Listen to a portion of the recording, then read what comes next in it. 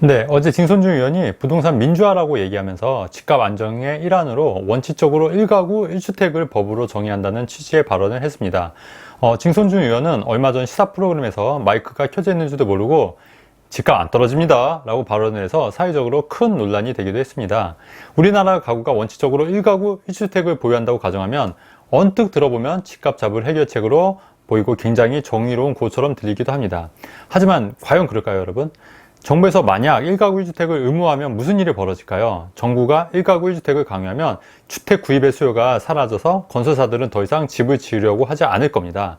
집을 짓지 않으면 그에 따른 부수적인 주택산업, 예를 들면 집안에 들어가는 에어컨, 오븐, 가스레인지 등등의 산업도 타격을 입을 수 있습니다. 건축에 들어가는 원자재인 시멘트, 콘크리트 등의 산업계도 큰 타격을 입습니다. 또한 건설 노동자들도 일자리가 없어집니다. 결국 주택 건설이 멈추고 집을 구할 수가 없습니다. 직장, 취약, 질병, 치료의 목적으로도 다른 지역에 이사를 가고 싶어도 살 집이 없습니다. 임대를 공급할 집이 없기 때문입니다. 모두가 1가구 1주택을 보유해야만 하기 때문에 이사를 마음대로 못 가게 됩니다. 이사를 못 가게 되면 그에 따른 산업 위축도 불보듯 뻔합니다.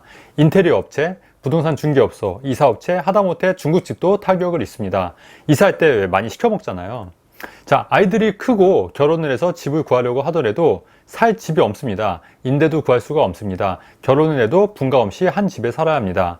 주택 노후화가 심해집니다. 새로운 양질의 주택 공급이 일어나지 않아서 상당히 질 낮은 삶을 살 수밖에 없습니다. 결국 주택 건설 및 임대산업 붕괴로 이어져 국민 경제를 파국으로 몰 수밖에 없습니다. 그럼에도 불구하고 많은 사람들이 이러한 정책을 호응할 거라고 생각합니다. 그들의 논리를 들어보면 대체로 이렇습니다. 첫 번째, 집값이 너무 비싸서 우리 자녀 세대들이 집을 못 산다. 자, 두 번째, 집값 올리는 투기꾼들은 박멸해야 한다. 자, 세 번째, 집값이 잡혀야 정의롭고 공정한 세상이 돼야 한다.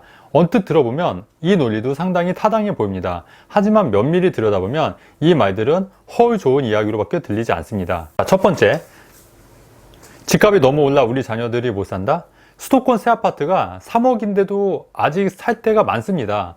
직장인 연봉이 3천만 원이라고 감안을 하더라도 10년 정도면 수도권 새 아파트 구입이 가능하다는 얘기입니다. PIR이 10입니다. 다른 나라에 비해서 절대 집값이 비싸지 않습니다. 왜 처음부터 사회초년생들이 비싸디 비싼 강남이나 서울 요지의 아파트에 살아야 되나요?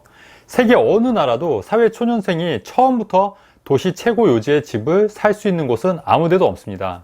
자, 두 번째, 집값 올리는 투기꾼들을 박멸해야 한다. 만약 새 아파트를 공급하는데 실수요자들만 산다면 아파트가 잘 분양이 될까요? 일반적으로 아파트 공급은 2년에서 3년이 걸립니다. 그 시간 동안 기다려서 집을 사는 실수요자들은 사실 많지 않습니다.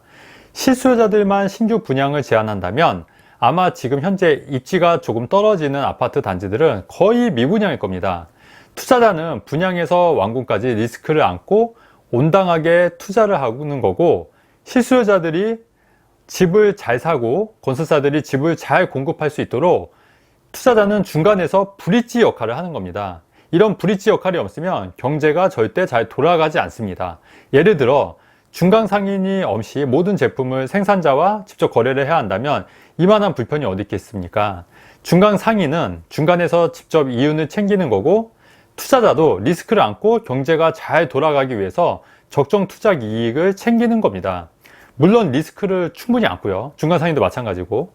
자, 우유를 사려면 중간상인이 없이 직접 젖소를 짜는 사람에게 우유를 산다고 가정해보면 얼마나 불편할까 생각해 보시면 이해가 더 빨리 가실 겁니다. 자, 세 번째, 집값이 잡혀야 정의롭고 공정한 세상이 된다. 사람들은 누구나 손해보기를 꺼려합니다. 만약 여러분이 세입자가 아닌 집주인이라고 가정을 해봅시다.